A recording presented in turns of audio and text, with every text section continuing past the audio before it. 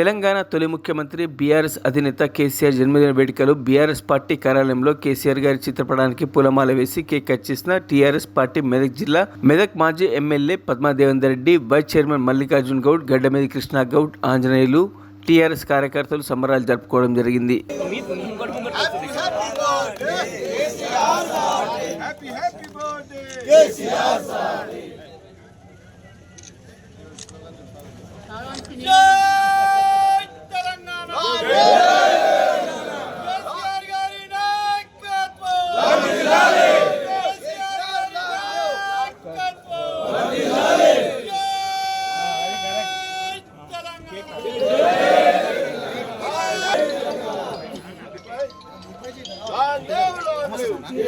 మరిన్ని అప్డేట్స్ కోసం మా ఛానల్ని సబ్స్క్రైబ్ చేయండి.